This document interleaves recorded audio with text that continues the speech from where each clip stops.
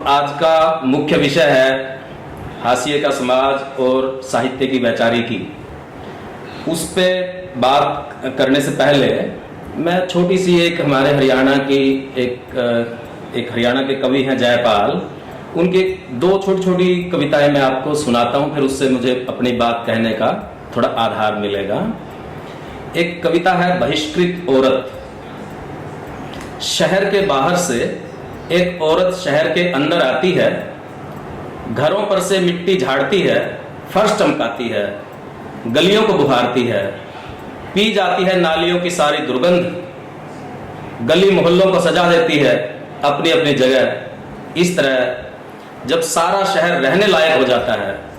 यह औरत शहर से बाहर चली जाती है। एक और छोटी सी कविता है उनका सवाल। वे पूछते हैं आज भी उनके सिर पर गंदगी का टोकरा क्यों रखा है,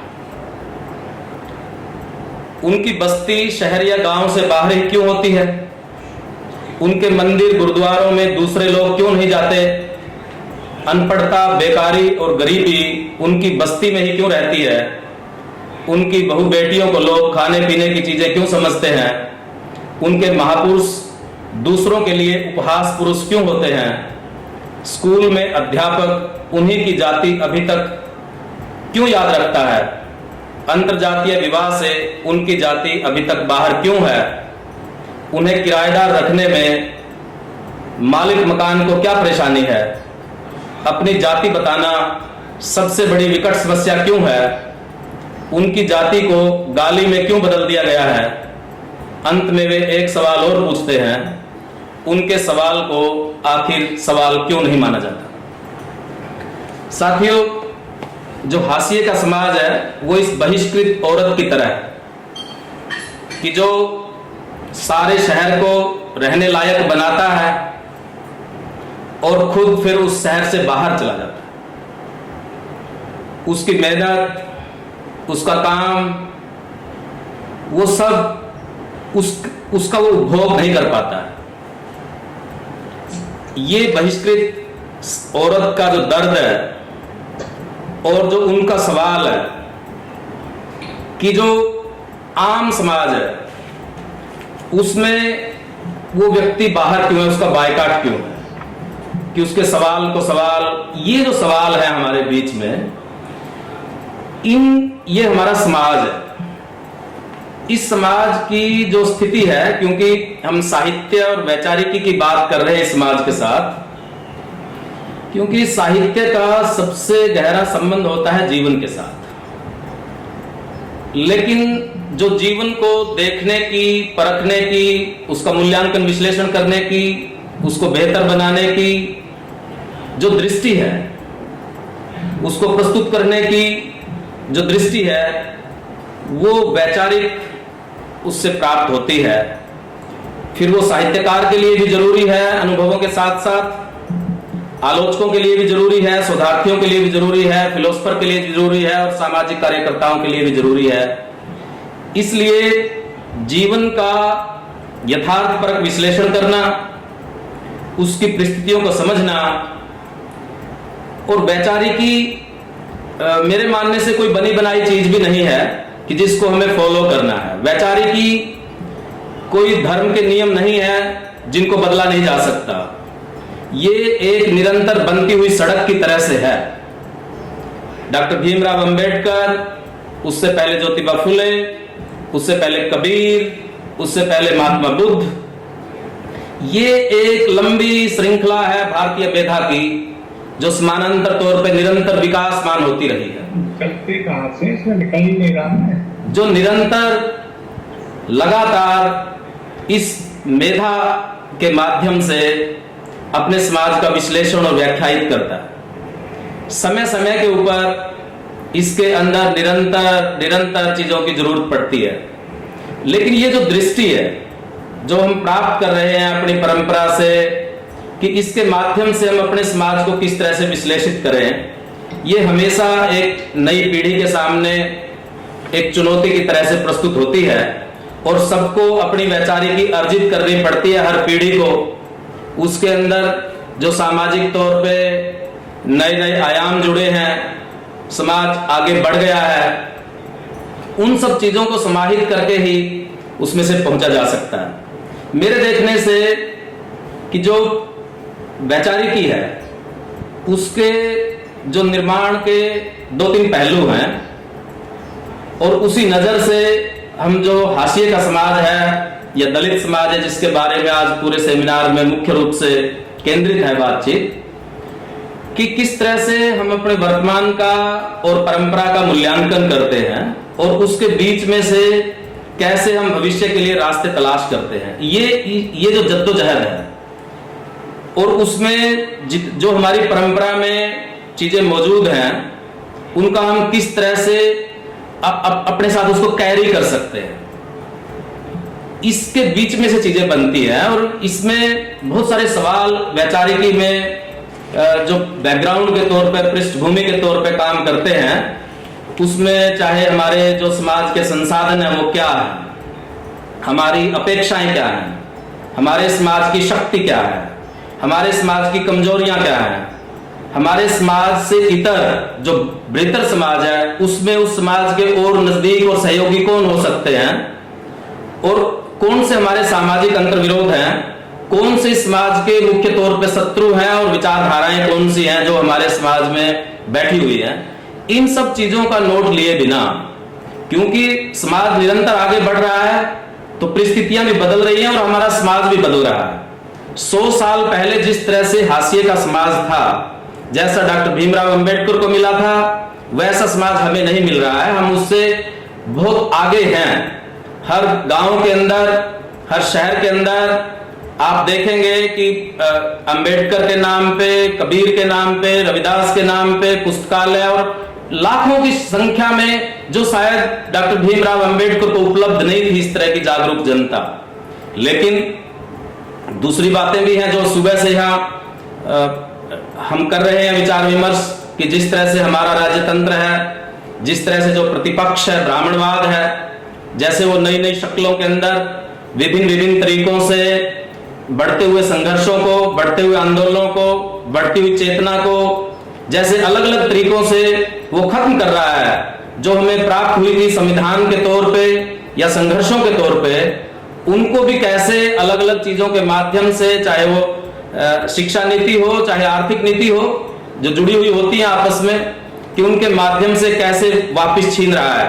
कि जिस लोकतंत्र को, जिसे प्राप्त करने के लिए जिस तरह से आर्टिकुलेट किया था डॉक्टर भीमराव अंबेडकर ने संविधान के अंदर, उन मूल्यों को कैसे उनको छिन भिन किया जा रहा है, और हमें एक तरह से संविधान विहीन, मूल्य विहीन भीड़ में तब्दील कर दिया जा रहा है। और जिस तरह से सही जो पीछे कविताएं अभी पढ़ी शुक्ल जी ने, और उसमें ये हमारे सामने सीन है, ये नजरिया है। और निरंतर तौर पे जो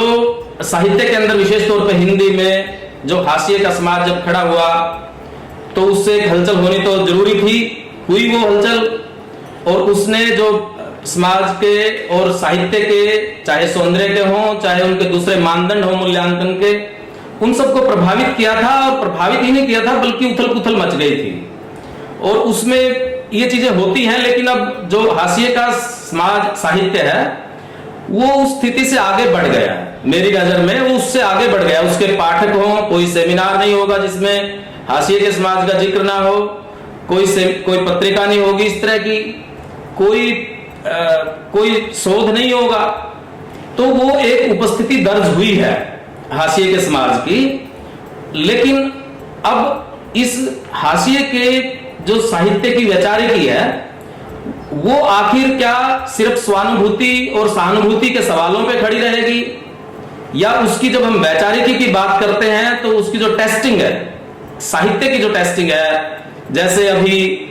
शुक्ल जी कह रहे थे कविता पढ़ते हुए कि साहित्यकार को और उसके साहित्य को आप अलग अलग करके देखिए, क्या इस तरह की कुछ मूल्य आधारित हम चीजें बना पाएंगे? यदि हम वो बना पाएंगे तो मुझे जो नजर आ रहा है कि वो क्या होगी, क्या होनी चाहिए कि हाशिए के समाज का, विशेष तौर पर दलित समाज का, जो साहित्य के मूल्यांकन के क्या आधार हों,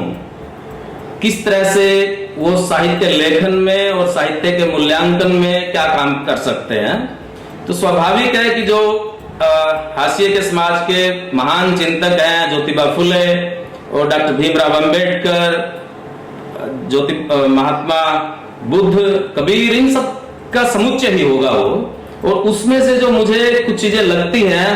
कि जो जाति विहीनता हो, चाहे वर्ग विहीनता हो, या लेकिन आप सुन रही हैं, आपको या लोकतंत्र हो, जो 2-3 बातें मैं इन सब चीजों को मिला के मुझे लगता है कि एक तो महत्वपूर्ण जो चीज होगी वो होगी समता। समता मूलकता एक मूल्य के तौर पे यदि किसी साहित्य में स्थापित होगा,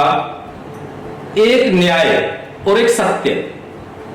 इन 3 चीजों के 4 चीजों के आसपास हम पूरी जो हाशिए की वैचारिकी है उसको स्थापित कर सकते हैं। उसके इर्द गिर्द हम बहुत सारे चीजें बना सकते हैं, क्योंकि कोई ना कोई कुछ ऐसी धुरी तो हमें चाहिए, क्योंकि जो पूरा हाशिए के समाज का विचार दर्शन है उसमें सत्य की प्रतिष्ठा वो सबसे महत्वपूर्ण रही है। चाहे ज्योतिबा फुले हो जिन्होंने सत्यशोधक समाज की स्थापना की, सत्य, और आज जिस परिस्थिति में हम देख रहे हैं कि जिस तरह के भ्रम और झूठ, जिस तरह की चीजों को ढका जा रहा है सच्चाई को इन चीजों के माध्यम से, और उसी के साथ सत्य को प्राप्त करने के लिए, सत्य को विश्लेषित और व्याख्यायित और अभिव्यक्त करने के लिए जिस दृष्टि की जरूरत होती है, जिसको ज्योतिबा फुले ने भी, कबीर साहब ने भी और डॉक्टर भीमराव अंबेडकर सबने किया, जो वैज्ञानिक दृष्टि है, जो पाखंडवाद के खिलाफ है कि चीजों को कार्य कारण के संबंधों में देखा जाए, कि जो पराभौतिक दुनिया है उसकी बजाय हमारी दुनिया हमारे ही, चाहे वो उत्पादन के संबंध है, चाहे वो सामाजिक संबंध है, उनके माध्यम से चल रही है। चाहे वो जाति व्यवस्था को भी दैवीय चीज कह करके स्थापित किया गया था, दूसरी चीजों को भी पराभौतिक शक्ति के तौर पे स्थापित किया गया था, करदम जी जिसको ईश्वरवाद कह रहे हैं, कि सत्य की जो स्थापना है, क्योंकि जितनी भी झूठ की लीला है वो सिर्फ सत्य का नाम लेकर के ही आवरण के तौर पे इकट्ठी होती है। वो भी सत्य का दावा करती है, जैसे वो कहती है ब्रह्म सत्य है, वो भी सत्य को सबसे ऊपर रखना चाहती है, क्योंकि सत्य सच्चाई का जो उद्घाटन है, कि जो पराभौतिक या जो नॉन इश्यू जिसको हम कहते हैं, जो मनुष्य के जीवन में उस तरह से सीधे तौर पर दखल नहीं देते हैं, लेकिन एक वैचारिक तौर पर जिस तरह का भ्रम फैला करके उस सत्य जीवन को, वास्तविक परिस्थितियों को ढकने का जिस विचार के तौर पे काम किया जाता है, उसका नोट लेने की जरूरत है। तो सत्य की जो प्रतिष्ठा है उसके अंदर जो अंतर्निहित है हमारा जो वैज्ञानिक दृष्टिकोण है, उसको प्रमोट करने वाला, उसको अभिव्यक्त करने वाला, उसके मूल्य के तौर पे स्थापित करने वाला विचार, वो उसके आधार पे जो साहित्य लिखा जाए या उसका विश्लेषण हो, वो इसके अंदर एक पॉइंट के तौर पे, एक तत्व के तौर पे उसका अंतर्निहित ये बात शामिल रहे। जैसे ये मैं कोई बहुत सुचिंतित बात नहीं कह रहा हूं, लेकिन एक आइडिया के तौर पे, क्योंकि बाद में ये डेवलप कर सकते हैं, सारे प्रबुद्ध साथी यहाँ पे हैं, कि देखिए क्या शक्ति है हाशिए के समाज की। यदि आप संख्या की दृष्टि से देखेंगे तो वो कितनी बड़ी संख्या में है, यदि संसाधनों की दृष्टि से देखेंगे तो वो सिमट के रह जाता है। यानी हमारे पास शक्ति क्या है? शक्ति है संख्या, मानव संसाधन जिसको हम कहते हैं, और मानव संसाधन ही है जो सारे संसाधनों को निर्मित करता है। तो कोई भी ऐसी चीज जो मानव संसाधनों को केंद्र में लेकर के आती है, चाहे वो उसी से जुड़ी हुई चीज है लोकतंत्र, मानव संसाधनों के मनुष्यों की संख्या के आधार पे ही, उसी के साथ जुड़ा हुआ है कल्याणकारी राज्य। तो हम लोकतंत्र, कल्याणकारी राज्य, इसके लिए यदि हमारे संघर्ष बढ़ते हैं और समाज में चाहे किसी भी क्षेत्र, किसी भी वर्ग से लोकतंत्र की बात हो, पिछले दिनों में जितने भी संघर्ष हुए सड़कों के ऊपर, चाहे वो 2 अप्रैल का संघर्ष हो, चाहे वो नागरिकता वाला संघर्ष हो दिल्ली में और पूरे देश के अंदर, जिसपे कविता भी पढ़ी, उन सब में डॉक्टर भीमराव अंबेडकर और संविधान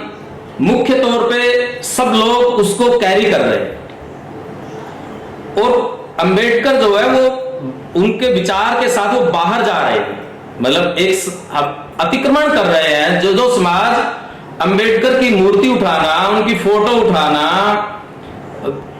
बिल्कुल गवारा नहीं समझता था, जरूरत नहीं महसूस करता था, वो समाज उससे जुड़ रहा है। हमें इस चीज को पहचानने की जरूरत है कि किस तरह से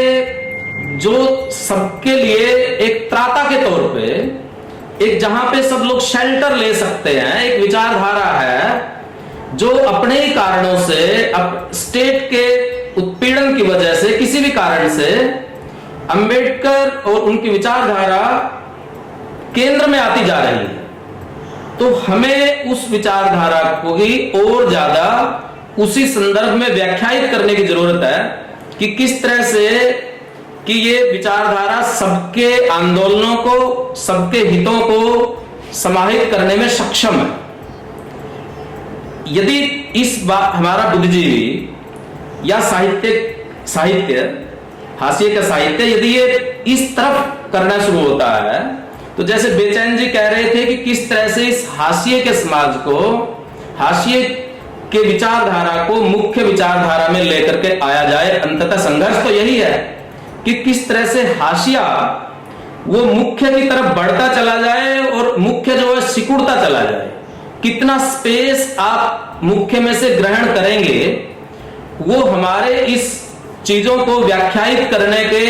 हमारी व्यापक दृष्टि पे भी निर्भर करता है कि किस तरह से हम जो मुख्य धारा के जो सवाल है, जो मुख्य धारा में जो जनता है और जिसके ऊपर मार पड़ रही है, चाहे वो निजीकरण की मार हो जिसका जवाब कल्याणकारी राज्य में है, चाहे वो इसकी मार हो जो सरकारों की या शासन सत्ताओं की मार हो, मानव अधिकारों की हो, किसी भी तरह के लोकतांत्रिक नागरिक अधिकारों की हो, कि उन सबका जो रक्षक है, उन सबको जो जगह देने वाली जगह है, जहां से जुबान मिलेगी सबको, वो डॉक्टर भीमराव अंबेडकर की विचारधारा में उसका स्पेस है, उसका स्कोप है। यदि आगे बढ़ करके हम इस बात को और ज्यादा प्रसारित करते हैं, हमारा साहित्य मुख्य धारा का साहित्य बने, उसके लिए ये बात जरूरी है कि हम सिर्फ हाशिए के समाज का दावा ना करें, बल्कि हमारा दावा पूरे समाज पे हो। हम एक बुर्की मांगने की बजाय हम पूरी रोटी का क्लेम करें। मेरा ये कहना है कि हम समाज को जिस तरह से व्याख्यायित करें, विचारों को इस तरह से व्याख्यायित करने की जरूरत है कि चाहे वो फिर आर्थिक सवाल हो। देखिए, ब्राह्मणवाद की क्या खासियत रही है, उससे सीखने की ये बात की जरूरत है कि उसमें इतनी लचीलापन है कि वो जो भी विचारधारा होती है उसके तत्वों को अपने अंदर समाहित करके आगे बढ़ जाती है। तो हमें ये इस चीज की जरूरत है कि जो उसके हमारे समान धर्मा जो विचारधाराएं हैं, समान धर्मा जो सांस्कृतिक सामाजिक मूल्य या शक्तियां हैं, कि उनको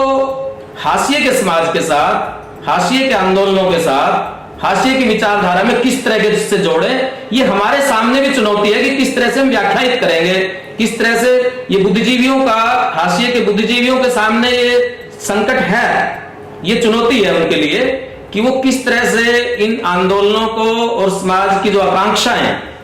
उनको कैसे जोड़ेंगे। जो यहां पे बातचीत हो रही है, जैसे मान लो उदाहरण लें, हम वामपंथ का लें या प्रगतिशील साहित्य का लें। अब वामपंथ भी और प्रगतिशील साहित्य भी वही नहीं खड़ा है जहां से वो शुरू हुआ था। उसके अंदर भी निरंतर परिवर्तन आ रहे हैं। मैं निरंतर उनको देख रहा हूं कि उसके अंदर परिवर्तन आ रहे हैं, और वो परिवर्तन चाहे उनकी विचारधारा के कारण आ रहे हैं, चाहे उनकी जागरूकता के कारण आ रहे हैं, चाहे उनकी मजबूरियों के कारण आ रहे हैं, किसी भी कारण से आ रहे हैं। लेकिन यदि वो हाशिए के या डॉक्टर भीमराव अंबेडकर, ज्योतिबा फुले या जो हमारी समानांतर धारा है भारतीय मेधा की, उसको उसके साथ जुड़ते हैं, तो ये एक स्वागत योग्य कदम है। तो उसको और ज्यादा हमें उसको देने की जरूरत है एक तो मैं मतलब ये बात कहना चाहता था कि परिस्थितियां निरंतर बदल रही हैं, कि उसके हिसाब से देखिए, उदाहरण है आपके सामने, भीमा कोरेगांव हुआ और उसमें 6 बुद्धिजीवी अभी भी जेल में हैं। भीमा कोरेगांव तो भीमराव अंबेडकर का एक सिंबल है, पूरे हाशिए के समाज का विजय का सिंबल है। तो उसकी तरफ से, हमारी हाशिए की तरफ से कितनी आवाजें उसके साथ खड़ी हैं, इस उसके साथ। तो यदि आंदोलनों का केंद्र बिंदु हाशिए की तरफ आ रहा है और उसका सहारा लोग लेना चाहते हैं, तो हमें उतनी ही उसके साथ और ज्यादा बढ़ने की जरूरत है, फैलने की जरूरत है, सिकुड़ने की जरूरत नहीं है। मेरा कहने का एक तो ये अभिप्राय है कि जिस तरह से एक बार जरूर आप देखिए कि जैसे प्रगतिशील आंदोलन जब शुरू हुआ, उसका भी कोई स्वागत नहीं हुआ था। उसके बारे में भी कि ये पूंजीपतियों के खिलाफ है, सपाट बयानी है, वो जो सब चीजें दलित साहित्य के बारे में कही गई, वो सब चीजें प्रगतिशील लेखकों के बारे में भी कही गई थी। वही सब चीजें इप्टा के आंदोलनों के बारे में भी कही गई थी कि कोई भी जो स्थापित मानदंड हैं, जो उनको चुनौती प्रदान करता है, उन सबको ये बातें सुननी भी पड़ती हैं और उनको अपनी जगह बनाने के लिए स्ट्रगल करना पड़ता है। मतलब कोई भी नई बात आती है तो उसको अपनी जगह बनाना आसान नहीं है हमारे समाज में, और खासतौर पे वैचारिक दुनिया में। लेकिन वो जगह बन गई है हाशिए के साहित्य की। हाशिए के साहित्यकारों ने अपनी प्रतिभा से, अपनी लेखन क्षमता से, अपनी विद्वत्ता से, अपने साहित्य की गुणवत्ता के आधार पे वो जगह बनाई है। अब लेकिन बात वहीं पे रुकी हुई नहीं है,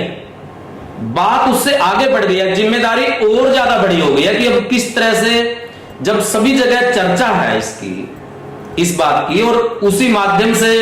चाहे प्रेमचंद है, चाहे एस्टेब्लिश्ड राइटर है, उन सबके ऊपर सवाल भी उठ रहे हैं। पूरे साहित्य की परंपरा का मूल्यांकन नए तरीके से एक चर्निंग है साहित्यकारों में,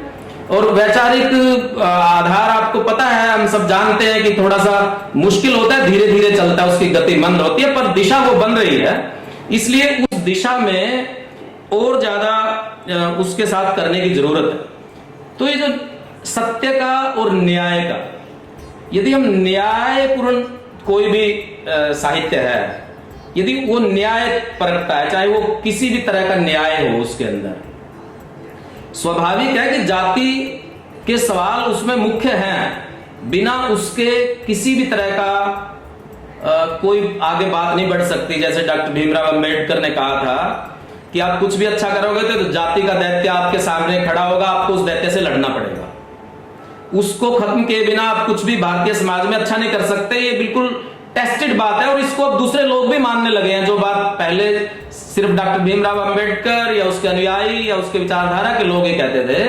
अब दूसरे लोगों ने भी इस बात को, चाहे मंद स्वर में ही सही, इसको स्वीकार कर लिया है। तो इस चीज को समझने की जरूरत है कि जो हमारे इतर जो आंदोलन है, वो किस तरह से व्यवहार कर रहे हैं, वो किस तरह से आगे बढ़ रहे हैं। तो उसमें जो न्याय के सवाल है, चाहे वो सामाजिक न्याय के सवाल है, चाहे आर्थिक न्याय के सवाल है, ये जो हम यहां पे बात कर रहे थे बहुत सारे, कि मार्क्सवादी या प्रगतिशील में सिर्फ और सिर्फ किसान और इंडस्ट्रियल वर्कर की बात की जाती है, असंगठित क्षेत्र की नहीं। पिछले 30 साल से, जब से 1991 के बाद, जब से एलपीजी शुरू हुआ है, वैश्वीकरण शुरू हुआ है, तो लेबर का जो हमारा साइज है वो असंगठित क्षेत्र में इतना बड़ा है कि कोई भी ट्रेड यूनियन या कोई भी पार्टी, कोई भी उसको इग्नोर नहीं कर सकता। लेकिन असंगठित क्षेत्र को संगठित करने के संकट बहुत ज्यादा है, हम सबको पता है इस बात को। तो ये जो, और इसमें कौन शामिल है, आप जो कोरोना के दौरान जो प्रवास हुआ है उसमें भी कौन जनता शामिल थी, और क्यों फिर वो वापस, जो एक बार गांव में गई और गांव से फिर वापस आने पे मजबूर है, कि ये जो अपना वतन या अपना देश ढूंढ रहे हैं जो लोग हैं, ये यदि हम इन सब उत्पीड़ितों को जोड़ने का कोई सूत्र हमारी विचारधारा में नहीं है, ये ढूंढने की जरूरत है कि सबको एक सूत्रता कैसे प्रदान की जाए, क्योंकि सब ब्राह्मणवाद जिसको हम कहते हैं, चाहे वो आर्थिक नीतियों में है, चाहे वो सामाजिक और सांस्कृतिक में है, वर्चस्व में है, वो सबको ही पीट रहा है। जो सबसे ज्यादा नीचे है वो सबसे ज्यादा मार खाता है, स्वाभाविक है, क्योंकि सारे उसी के ऊपर चढ़े हुए। तो इसलिए कि जितने भी उत्पीड़ित हैं, उन सब उत्पीड़ितों को एक सूत्रता प्रदान करने का, जिसको हम जैसे कर्मानंद जी जिस कैनन की बात कह रहे थे, कि क्या हम कोई ऐसा कैनन निर्मित कर सकते हैं कि जिसमें जितने भी उत्पीड़ित लोग हैं उन सबको अपनी वाणी मिले, उन सबको अपनी अभिव्यक्ति मिल सके। क्या हमारा हाशिए का बुद्धिजीवी, हमारे हाशिए का साहित्यकार कोई ऐसी कि सब जिसमें समाहित हो? मुख्य धारा तो तभी बनेगी। इसलिए मैं ये कह रहा हूं, शायद मैं किन शब्दों में कह रहा हूं मुझे नहीं पता, लेकिन मेरी ये मंशा या ये भावना है इसके पीछे कि जितने भी उत्पीड़ित लोग हैं, और ये देख रहे हैं हम कि सब अकेले अकेले अकेले अकेले सब पिटे जा रहे हैं, सबके साथ अकेले अकेले अकेले अकेले सबके साथ जो हो रहा है हमारे सबके सामने। लेकिन यदि सब इकट्ठे हो जाए, क्योंकि ये इतनी बड़ी जनता है, मानव संसाधन है, उसको एक सूत्रता प्रदान करने की यदि किसी में क्षमता है तो हमारा संविधान है, भीमराव अंबेडकर की विचारधारा है। इसको सब लोग अब मानने लगे हैं जैसे तैसे किसी भी कारण से। तो हमें इसको और ज्यादा व्याख्यायित करने की जरूरत है इस चीज को, कि किस तरह से उसके अंदर, चाहे वो न्याय के सवाल है, जैसे श्रम की गरिमा, चाहे मार्क्सवादी भी है, यदि आप पॉलिटिकल लेवल पे देखेंगे तो वो आज के दिन वो हाशिए पे हैं भारतीय राजनीति में, और वैचारिक तौर पे भी वो पिछड़ते जा रहे हैं। लेकिन उनकी एक जगह है इंडियन सोसाइटी में, तो उसका स्पेस कौन लेगा? ये यदि सवाल कि जो भी विचारधाराएं या आंदोलन कमजोर पड़ रहे हैं, जिस तरह से समाजवादी शक्तियां कमजोर हुई, उनकी जगह किसने ग्रहण की? जिस तरह से जो दूसरी सो कॉल्ड धर्मनिरपेक्ष पार्टियां हैं, उसकी जगह किसने ली? यदि हमारे साहित्यकार, यदि हाशिए का बुद्धिजीवी ये इन सब चीजों पे नजर रखेगा, तभी वो जो स्थापित होता हुआ ब्राह्मणवाद है, अन्य अन्य कारणों से, सत्ता के माध्यम से जो उसके तत्व हमारे सामने आ रहे हैं, उनको तभी हम चैलेंज, चुनौती कर सकते हैं, तभी हम उनका मुकाबला कर सकते हैं कि जो हमारे अड़ोस पड़ोस में जो आंदोलन चल रहे थे, उनकी क्या स्थितियां, वो कहां जा रहे हैं। इसका यदि हम कोई सूत्र ढूंढ सकते हैं, और जितने भी हमारे,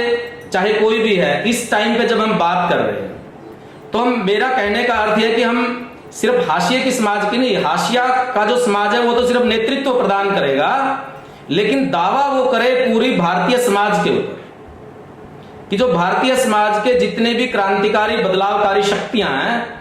उन सारी शक्तियों को किस तरह से वो आशा की किरण दिखा सकता है, किस तरह से वो कोई ऐसा सपना प्रस्तुत कर सकता है कि दूसरे लोग भी उसके सब्सक्राइबर बने, उसके ग्राहक बने, उसको ग्रहण कर पाए। ये हमारे सामने चुनौती है। यदि हम अब इस वैचारिकी में, जो कि चाहे साहित्य से ही शुरू हो, अंततः तो चीजें राजनीतिक शक्ल लेती हैं जब वैचारिकी की हम बात करने लगते हैं, तो उसके बिना कोई मतलब नहीं होता किसी चीज का। तो यदि हम उस दिशा में पूरी जो हमारी जो ट्रेडिशन है, पूरी परंपरा है, कि उसको हम किस तरह से व्याख्यायित कर सकते हैं, जो ताकि जो हाशिए का जो समाज है, उसके जो सामाजिक सांस्कृतिक आर्थिक सवाल है,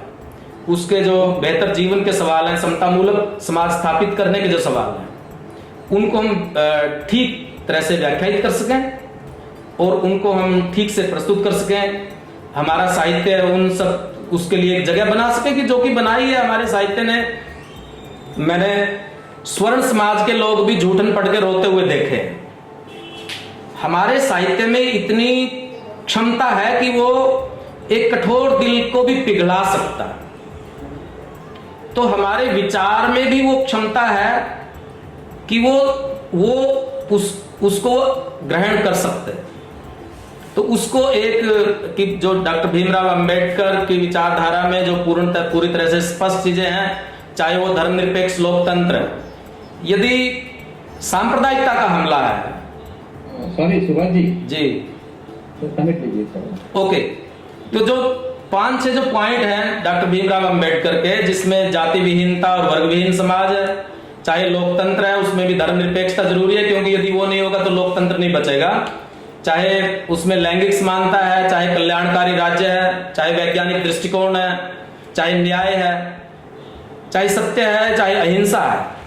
इन सब चीजों यही हमारे साहित्य की वैचारिकी बन सकते हैं। और जो अभी तक जो साहित्य आया है वो आया है इसी दिशा में आगे बढ़ रहा है, पर इसको और ज्यादा मुकम्मल तौर पे, एक विचार के तौर पे, एक वाद के तौर पे, एक दर्शन के तौर पे सुस्थापित करने की, ताकि उसी दृष्टि से चीजों को देखा जा सके। एक लंबी छलांग जिसको कहते हैं, उस चीज की जरूरत है। मैं तो ये महसूस करता हूं कि सिर्फ विचार से या भावनाओं से नहीं, बल्कि विचारधारा से, कि एक धारा बनेगी तो डॉक्टर भीमराव अंबेडकर तो अब आएंगे नहीं हमारे बीच में, उनकी जो दृष्टि है अब उसमें उनकी दृष्टि से लेकर के जो चीजें उसमें नहीं जुड़ेंगी, वही अब डॉक्टर भीमराव अंबेडकर की लाइन आगे चलेगी। तो बहुत बहुत धन्यवाद कि आपने मुझे समय दिया और सुना। धन्यवाद।